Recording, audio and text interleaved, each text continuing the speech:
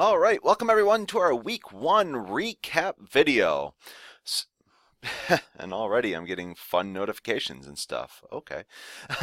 Anyway, so yes, in this video I'm going to go over these 4 examples. And so if you only want to see particular ones, maybe you're fine on, number 1 and 2, but you're really interested in number 3, feel free to skip around and, use this video, for your purposes, or really in a way that, best suits your needs.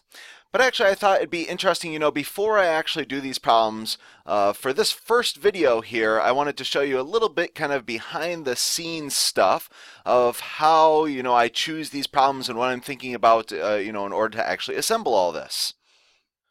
So over here, I have ready for us in Google here. Right, so this is what kind of the, my end of things looks like for the participation survey. So I see, kind of how people are rating themselves, although to be honest, right, I think that this is a really useful exercise for you guys, for the students to kind of think about how much effort you were able to put in and kind of what your understanding is and where you still need, what you have down and what you still need to work on. So yeah, I think this is as much for you guys as it is for me. And then the main thing that I come here and really look at is this: what topic do you still need the most help with, right? And so I kind of skim over all of these, and I'm trying to find patterns here, right? Because if I covered every single topic that someone brought up, right, I would basically reteach, a lot of the same stuff. And I'd end up making, like a 2 or 3 hour long video, right? And so that's kind of too long. And so I do want it to be kind of shorter. This one's going to be a bit longer because I'm going through the process and kind of explaining a bit here. But I mean, typically these videos I'm aiming for about 20 minutes or so. So yeah, I go through here and I see, for instance, that there's a lot of IVT, right, the intermediate value theorem. And so you can see, right, my first problem that I've selected, because that came up so much, is that I'm going to do an intermediate value problem, intermediate value theorem problem here. And that's one that I've selected, and it's kind of on the upper end of the spectrum, right? A bit more difficult and whatnot. I also saw a decent amount with trig. Some people are interested certainly in trig. Limit laws, tangent and secant lines. I saw this one, a couple times, secant and tangent lines, but actually chapter 2 is going to reinforce this quite a bit. So chapter 2 is all about something called the derivatives, and we'll be really getting into tangent lines a lot more. And so kind of I'm kicking the can down the road a little bit with this one, and chapter 1 is really the focus is on limits, and so I'm kind of more going to focus, the recap video on the limit stuff. So again, a lot of continuity, intermediate value theorem, that's kind of what I'm seeing here. And so that's what I'm looking at in order to go through and select the problems. I try to find common threads, common themes that people are asking about, and then I use those. So the one last kind of mini announcement that I want to make before I get into doing those problems that I showed you is about the WebWork Quiz.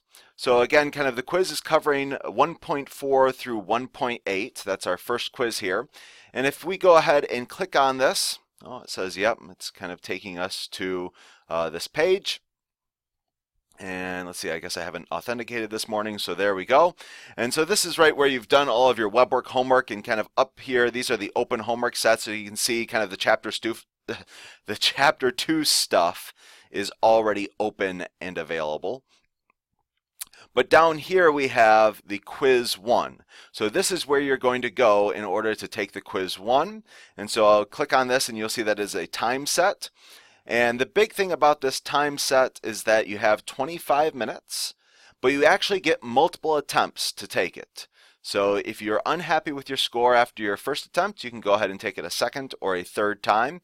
In fact, your score is going to be the maximum of your attempts. So even if you take it the second time and you get a perfect score, 10 out of 10 or something like this, you can still take it a third time for practice. And even if that time, on your third attempt, you got 8 out of 10, because the problems do change. There's different random constants and all this sort of stuff.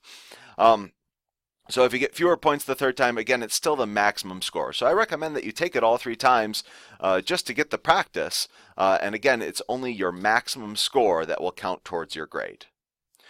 All right, so I'm going to say I'm not ready yet, but this is where you're going to go in order to take the quiz. All right, so without further ado, I have some problems that I want to attempt, right? Again, example number 1 is about this intermediate value theorem, and I want to show that there's at least one solution to this equation. So one thing that I do want to note before I start tackling this problem is back here on our course website, under the useful links, right? It has the links to the midterm formula sheet and the final exam formula sheet. And you'll notice that on both of these, you actually get the statement of the intermediate value theorem. So I went ahead and clicked on the midterm exam formula sheet. So this is the formula sheet that you'll get with your midterm. So these are things that you don't need to necessarily have memorized because they're provided for you, but you need to know how to use them. Right, and so you can see, because our first exam, our midterm there, it does cover some chapter 2 stuff, so this doesn't make maybe a whole lot of sense right now. But the big thing down here is under theorems, and this one's denoted IVT for intermediate value theorem. And it says, if f is continuous on an interval from a to b, f of a is not equal to f of b, and n is somewhere between f of a and f of b, then there exists a c in the interval, so this means in. So c in the interval a to b where f of c is equal to n. All right, so we get the statement of the intermediate value theorem, but yes, we still need to know how do we actually use this thing. And when I'm reading this, there's a couple things that are jumping out to me, right? We need a function, we need some f, and f needs to be continuous, and then we need an interval from a to b. And when I go back and I look at this problem here, I don't see necessarily what is f, so I don't have what is f, I don't have what is a, and I don't have what is b. If I knew exactly what my f, my a, and my b were, then I would have, a chance of being able to apply this thing. So this is maybe the difficult part of this problem, and this is very similar to the last one that we did in the video in 1.8 there. So the big thing is that we have this equation here, and I want to use this equation to determine what my f is. So again, our goal here is to try to show that there's some c value where f of c is equal to that n, that intermediate value. And so you can see that maybe this n being 4, that could work out nice. This is a nice constant and whatnot. And so over here, we have something with a bunch of x's. So maybe that is a good choice for f. And the answer is yes, it is a good choice. So the cube root of x plus 5x, this right here will be our good choice for f. Now there's a bit of a hiccup if I go back and I look at the intermediate value theorem again. So we need to make sure that f is continuous on whatever interval. So if f isn't continuous, then, well, the intermediate value theorem doesn't apply. So we have to make sure that f is actually continuous. So let's go back here and look at our f now. And I'm going to go ahead and claim that f is continuous actually everywhere. So continuous everywhere, so from all the way from negative infinity all the way up to infinity, because this is its domain.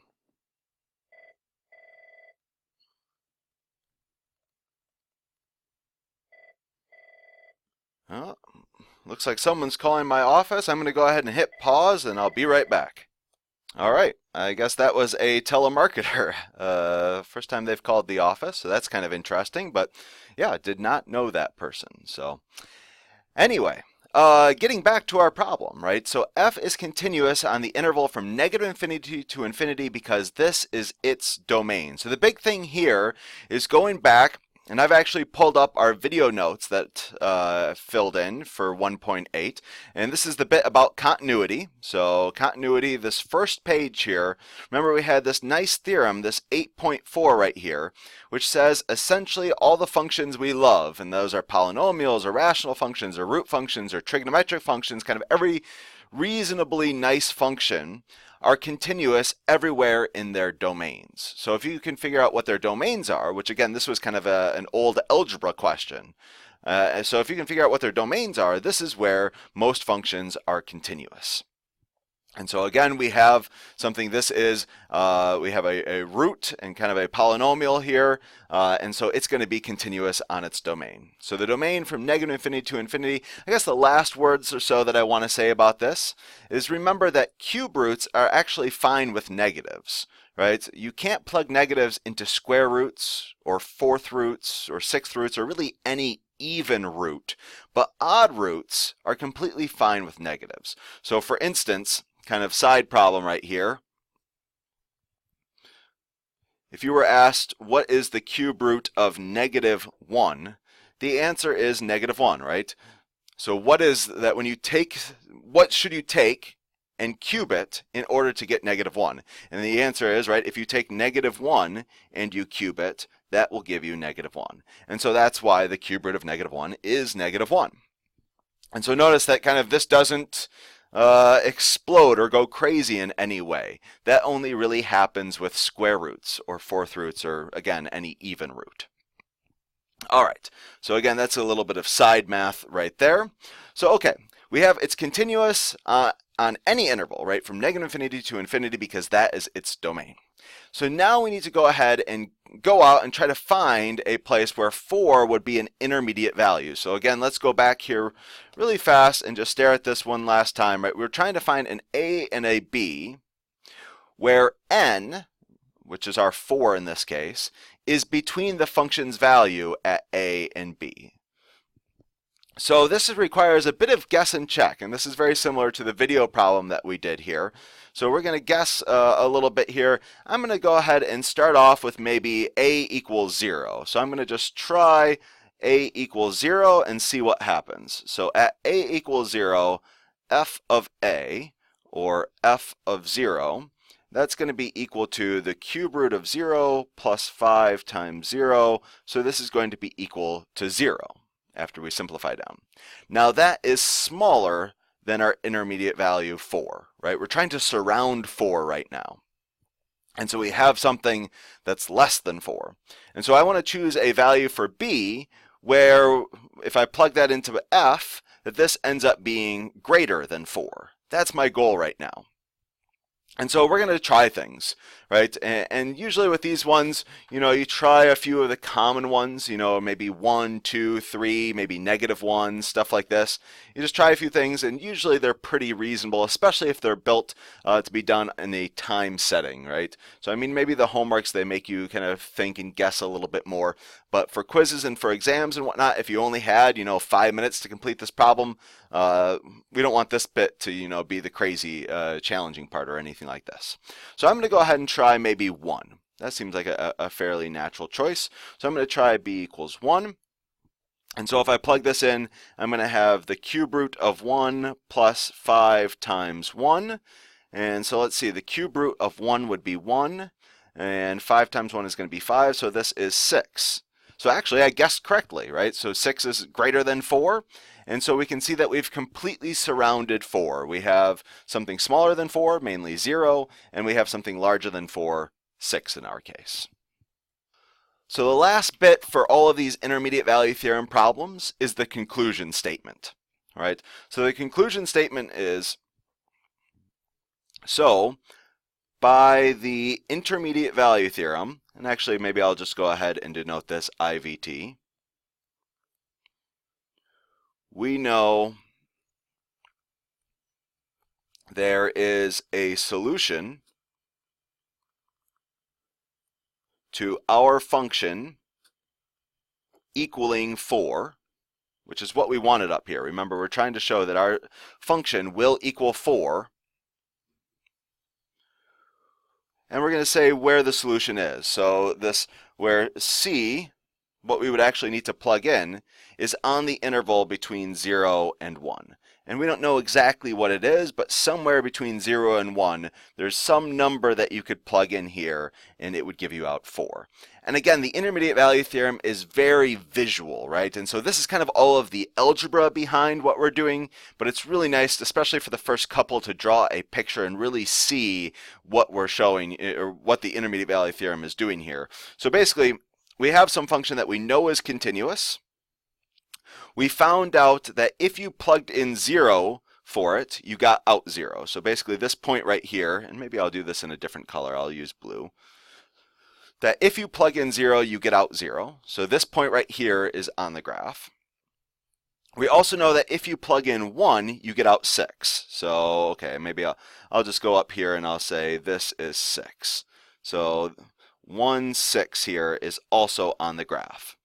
And we're trying to show that this function at some point is equal to 4, right? So, okay, here's 4 right here. And we want to know, when does our function cross? And the answer is we don't exactly know when. But again, down here, maybe I'll just make up what the function looks like. So, okay, down here it's less than 4, and over here it's greater than 4. So the claim is, at some point, since we have a continuous function, you're not allowed to really like warp or jump, you know, from here to here. If it was discontinuous, then sure, you could do something like this. But since it's a continuous function, the only way to really get here is to cross the road, right? Is actually to go through 4. And so there's really no way to avoid it. If here you're less than 4 and here you're above 4, then at some point you must have crossed 4. And so that's what the intermediate value theorem is telling us, and that's essentially why it works. All right, so again, really for all intermediate value theorems, there's always 3 steps, and let me again emphasize here. So the first step is state f and why it is continuous. I'll just denote that as CONT, cont for continuous. So you need to figure out what your function is. Sometimes it's given to you, but you need to say why it's continuous. So this is my step 1 right here. F is continuous on the entire interval from -infinity to infinity because it's its domain. 2, you want to show that n is an intermediate value.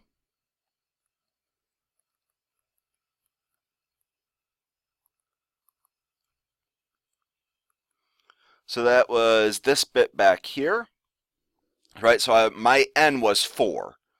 So my n was 4, and I wanted to show that it was actually in between stuff. It was intermediate, right? It was between my function's values. So here's my function output of 0, and then my function output 6. So we can see 4 was between 0 and 6, and therefore it's an intermediate value.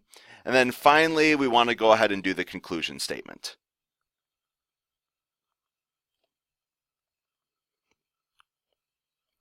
Just really emphasizing that we know what the intermediate value theorem says and how to use it. And so that was my conclusion statement right here. This one you can more or less follow exactly what's written on the formula sheet.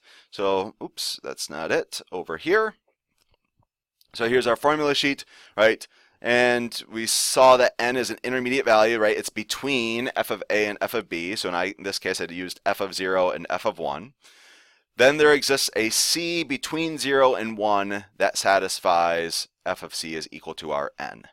And so that's basically what we wrote down here. So by the intermediate value theorem, we know there's a solution where f of c is equal to n, in this case 4, somewhere between 0 and 1. All right, so again, I don't know exactly what this is, what this point is here, but I know it's between 0 and 1. All right, so there is our first problem. This was a longer one just because of the explanation and everything, but I think, again, it's really worth going through it again. Maybe we'll try to go a little bit faster through the next problem, but again, I made this one quite complicated. Wanted to show you kind of the upper end of the spectrum, you know, kind of how difficult these things can be. And this is one where also people mentioned that they had issues with trig, and so I wanted to include a trig function here. And the statement is, right, find where the function f of x is continuous on the interval from 0 to 2 pi. So I want to know, when is this continuous? And in order to solve this problem, we're going to figure out all the places where it's not continuous and basically just exclude those from our answer. So one thing that we have to be a little bit worried about, right? One thing that would ruin continuity, right, is if an x value is not in the function's domain, right? So again, kind of going back to this idea of domains, there were certain things that you weren't allowed to do with a function's domain, right? Things that wouldn't give a real value output. One of those things is that you're not allowed to divide by 0. And that's pretty important here because I see there's a nice denominator. And so I'm a little bit paranoid, right? What if I chose an x value that made us divide by 0? So that would be bad. So, okay, maybe I'll write in red here. So the things that you have to avoid in maybe a function's domain. So the first thing is dividing by 0.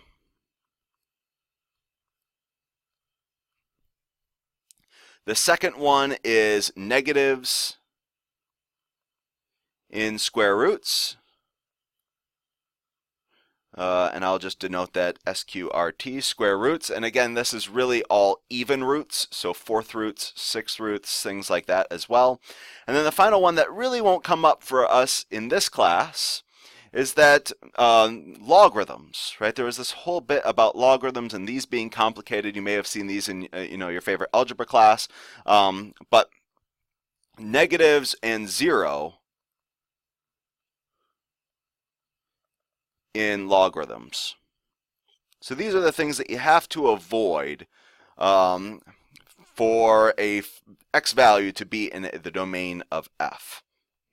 So in our case, we don't have square roots, or really any roots whatsoever. We don't have logarithms, and again, we won't really encounter those in Math 132, but they do come up in Math 133, so you can't completely forget about them.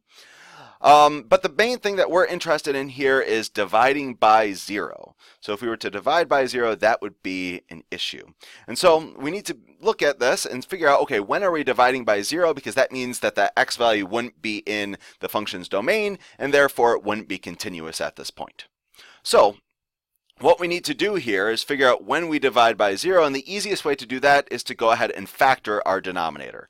So I'm going to leave this as tangent of x, and then I'm going to go ahead and factor this. And I think we get, what, x minus 3 and x minus 6. And I could double check if I FOIL this all out, first, inners, outers, last. Yes, I think we get back to where we started. So that is the denominator now factored. And you can see from this, the factored form, that if x was equal to 3, that would be bad, right? If x was equal to 3, then we'd be dividing by 0, because 3 minus 3, that's 0. Likewise, if x was equal to 6, that would be bad. So we have to make sure that we're avoiding 3 and that we're avoiding 6. So let's go up here for our answer. I guess 2 pi, right? Pi is a little bit bigger than 3, so this is on the interval from 0 to something a little bit bigger than 6. 2 pi is actually like 6.28 or so. So okay, I'm just bringing that up because both 3 and 6 actually lie in this interval. So these are the places, these are the things that you'd have to avoid, right? Because this is where the function is not continuous, and therefore it's continuous everywhere else. So from 0 all the way up to 3, but not including 3. We don't want to include 3. Then after 3, so I'm going to do a union, and then 3 all the way up to 6. Then again, after 6, all the way up to 2 pi. These are the places where it's continuous, right? On that specified interval from 0 to 2 pi. Now, this, if I was to show this work on an exam or something, I would probably say that this right here, if this was a standard response style question, that this would probably give you about 75% credit. That's maybe the upper end, anywhere between, like 60 to 75% credit. So this isn't completely correct is what I'm saying. And I invite you to pause the video and think about it, and kind of the answer lies with this tangent, right? I didn't use this tangent at all, and there's something a little bit wonky with this, so pause the video, try to figure out what it is, and then I'll go over what is the actual correct answer in this case. All right, so here is the answer. The problem is that tangent is actually like shorthand, right? Tangent is actually, in some extent, like harboring more division, right? Because tangent is actually sine divided by cosine.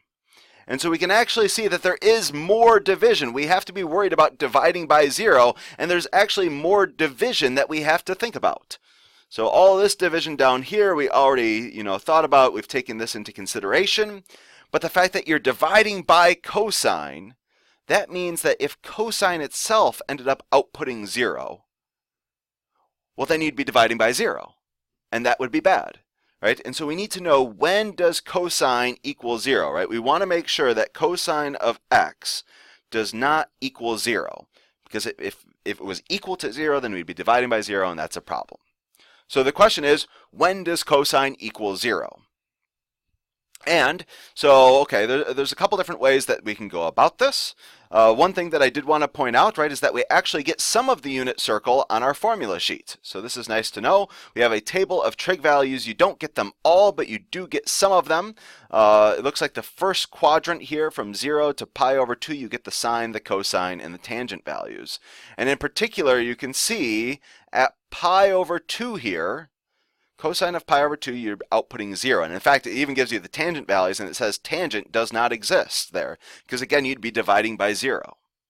So at pi over 2, if x is pi over 2, then the cosine outputs 0, and you'd be dividing by 0, and that's not so good.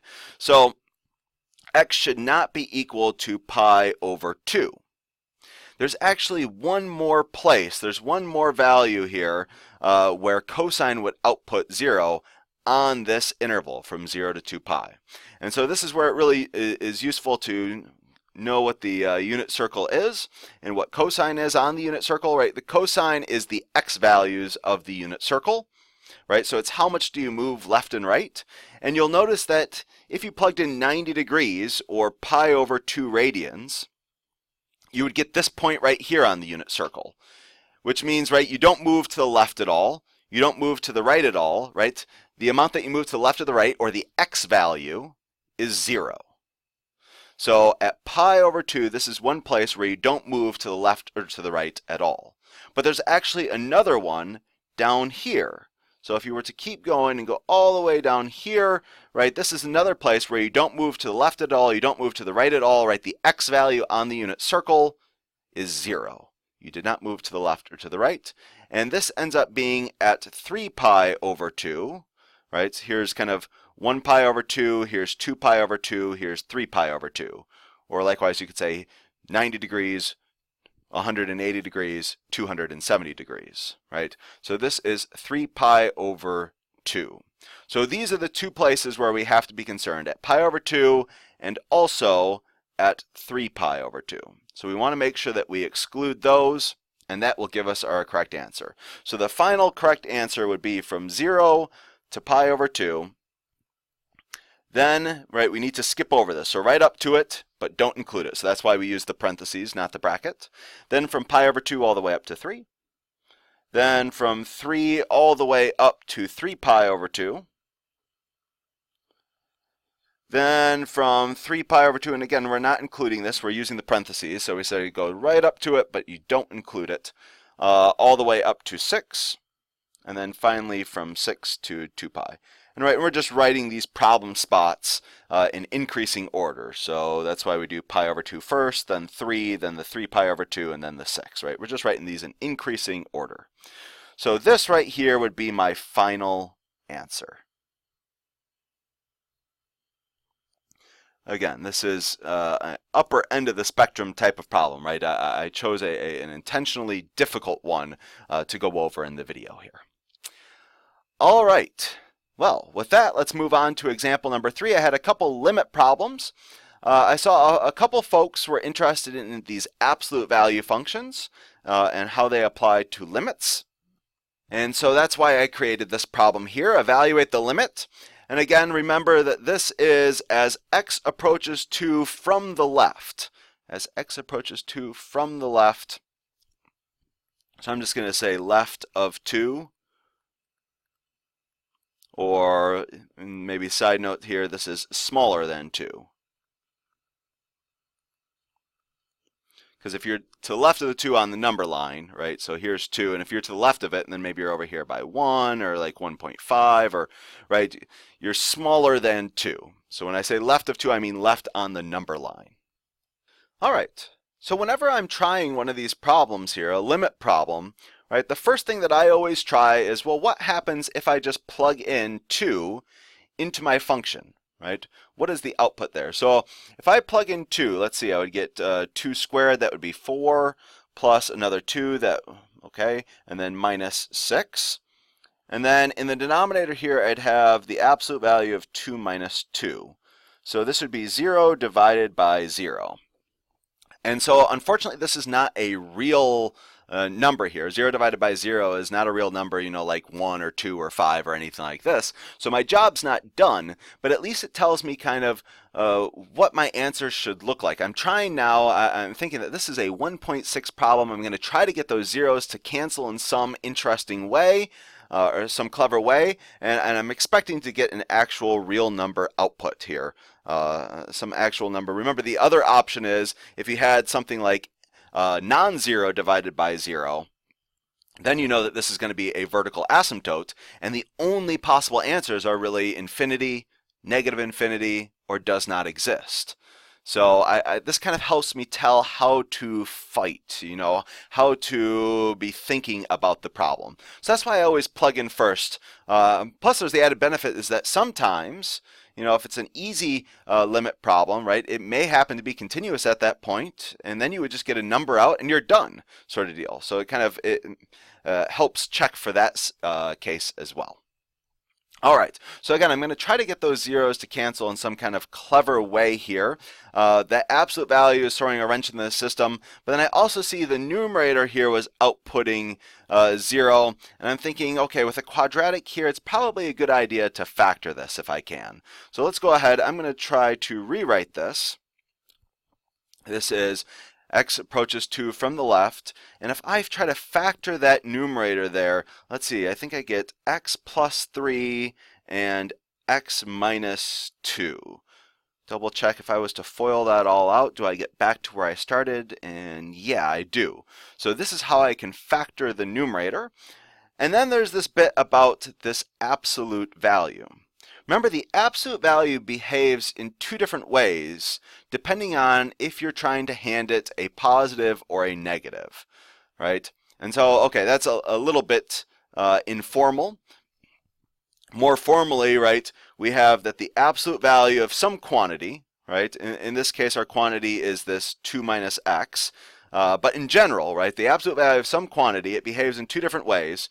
So either if it's already positive, it'll just output whatever you give it, right? Whatever you hand the absolute value, in this case a, right? So if a is greater than or equal to 0, it says that's fine, it's already positive, we don't have to make any changes. The answer is A. And the other thing that it may do, right, is if the value that you're trying to hand it, in this case a, is negative, well, then it says, hold up a second, right? I want it to be positive. And so since it's currently negative, I'm going to apply an extra negative, right? Because the negative of a negative is positive.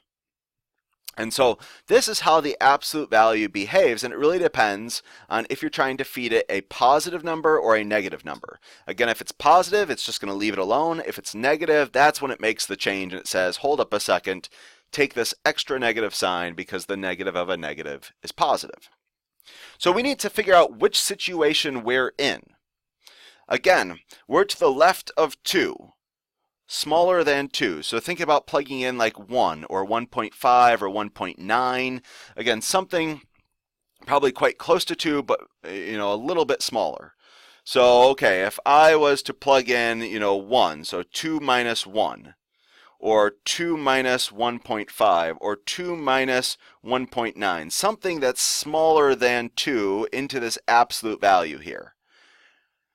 Well, in this case, right, I'm not, 2 minus 1 is 1, but the big thing here is that it's positive. Likewise, 2 minus 1.5, that's going to be positive, and 2 minus 1.9, that's going to be positive, right? Because you're inputting something that's smaller than 2, and you're doing 2 minus it, right?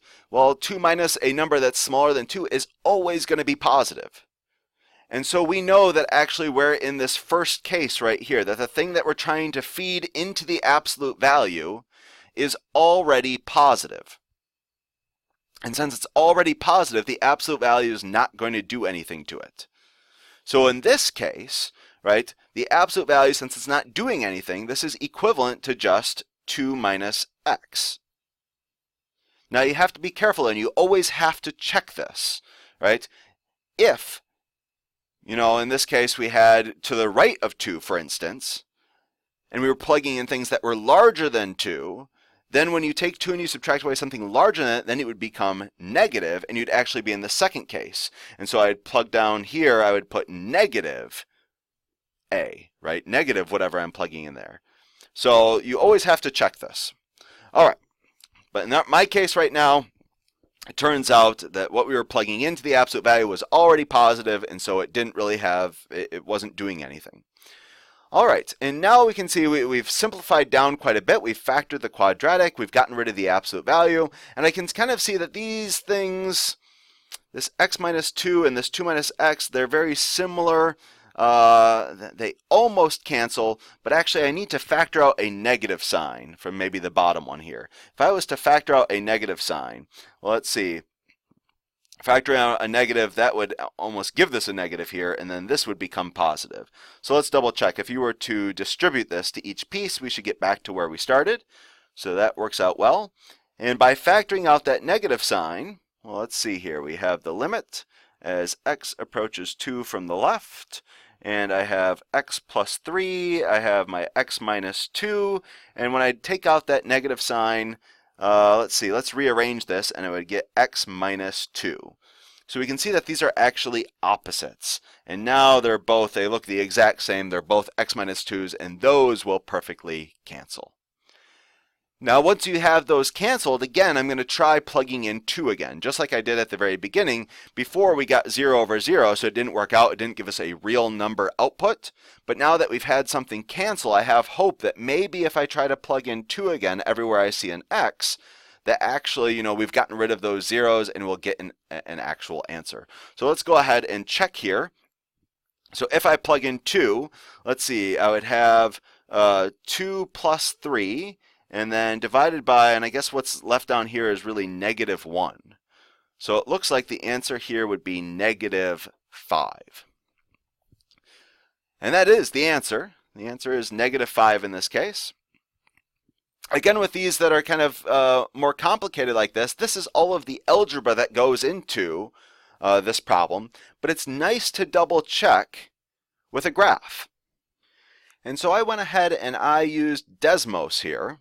Let me pull this up to graph this. All right, so we have our function x squared plus x minus 6 divided by the absolute value of 2 minus x. And notice that I'm only caring about the part where we have x is less than 2, right? Because we're approaching from the left. And so we do have to be careful there that we're approaching from the left. And so again, we're getting really, really close to 2, but we're smaller than 2. So it's kind of like we're riding this line right here, getting really, really close to the x value of 2. And you can see as that happens, in fact, I'll zoom in here. As that happens, we get closer and closer to the x value 2. You can see our y value, the limits output here, it gets really, really close to negative 5. And so you can see actually at 2 it's undefined, but the limit as we approach it from the left there, it gets really, really close to negative 5. And so this is kind of visually what we've accomplished with all of our algebra. All right, so that is example 3, and we have one more example. If you'd like to see it, stick around. This is going to be a squeeze theorem problem. So evaluate this limit here, and the claim is we need to use the squeeze theorem. So this is kind of similar again to one that we did in our video. The claim is really there's only 2 types of squeeze theorem problems that we can tackle. So let me bring this up really quick. So down here, the squeeze theorem, oops, I went way too far. This ended up scrolling a lot faster than I thought. So the squeeze theorem was in 1.6. So 1.6, it was at the very end. It was talking about inequalities and how you can sometimes use inequalities to do limits. All right. So you can see there's a little bit of 1.7 in my notes. I did actually make videos for those, but actually it's no longer in the curriculum, which is nice because it's fairly complicated stuff. So here we are, though. This is what I was looking for. The last video in 1.6, which was talking about the squeeze theorem.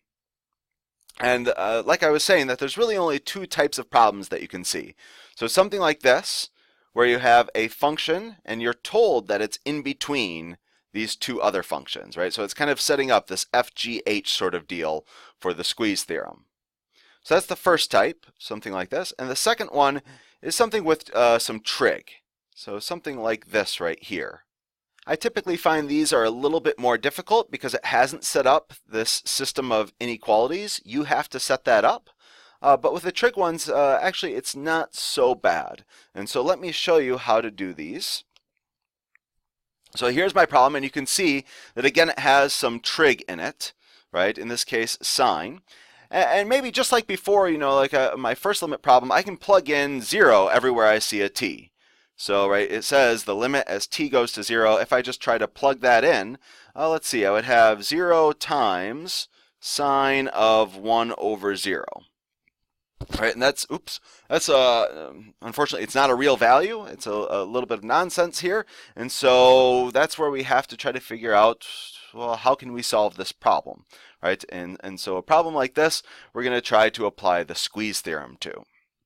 And so with these trig things, these trig functions, like I said, with sine or with cosine, they don't necessarily have to give you the inequalities, but we can figure them out fairly quickly. And that's because sine is always bounded between 1 and -1.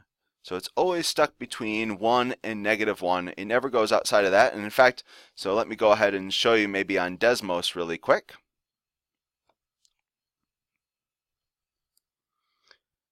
So we can see here actually something really interesting is happening with this function, this sine here. But it always stays between -1 and 1. Sine and cosine are always, they only ever output values between -1 and 1. And so that's where our inequality is going to come from. And that's kind of the way that we're going to start these pretty much all the time here. And then, well, you can see that we're missing a piece, right? Our inequality doesn't really have our function that we're interested in. And that's what we're trying to bound. That's what we're trying to get in between two other functions, right, is ours. So in order to get that t to the fourth there, I'm going to go ahead and multiply it through on all the sides, right? So I'm going to multiply here, t to the fourth. I'm going to multiply here, t to the fourth. And finally here, t to the fourth. And so my inequality is going to become negative t to the fourth is less than or equal to t to the fourth sine of 1 over t. And that's less than or equal to t to the fourth. And so now we have this setup. Again, jumping back one more time to the statement of the squeeze theorem, we're trying to find, right, what this limit of g is, the thing in the middle, right? And we need to have this inequality. We need something smaller than it, something bigger than it, and now we have that. So that's the setup. And the claim is, while this thing in the middle is quite horrible, right, it's quite complicated, these two functions, the smaller function and the bigger function, are quite nice. And so let's go ahead and see what their limits are. Again, as t goes to 0, so as t goes to 0, so as t goes to 0, negative t to the fourth would go to 0, and t to the fourth would go to 0. And so you can see that they approach actually the same value. So again, if the small function approaches L, and the big function approaches L, so remember f is our small function, h is our large function, and they both approach the same number, in this case 0, then we know that our middle horrible function, right, so this one here in the middle is quite horrible, and in fact you saw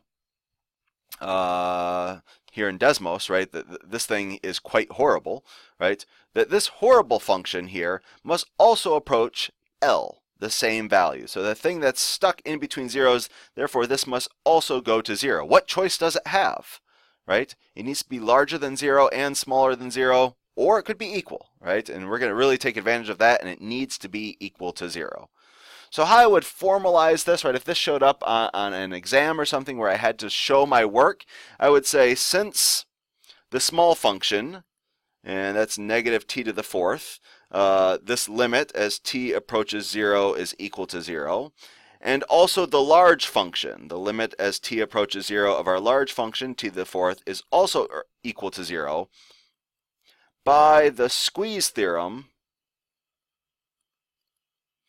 that middle function, even though it's quite horrible and difficult to tell what's going on here, by the squeeze theorem we know it must also go to 0. So t to the fourth of sine of 1 over t must also equal 0. And that's all the work that you would show in order to apply the squeeze theorem. All right, like I said, I knew this was going to be a bit of a long video because I chose some difficult problems, and I also wanted to show you where the quizzes were and where the formula sheet was and all that sort of stuff. And just to tell you about the process of choosing the problems and everything. So they won't always be this long. Thanks for watching and sticking it out with me. Please email me if you have any questions or post to Piazza. I'd be happy to help. All right. Good luck. I'll see you next time.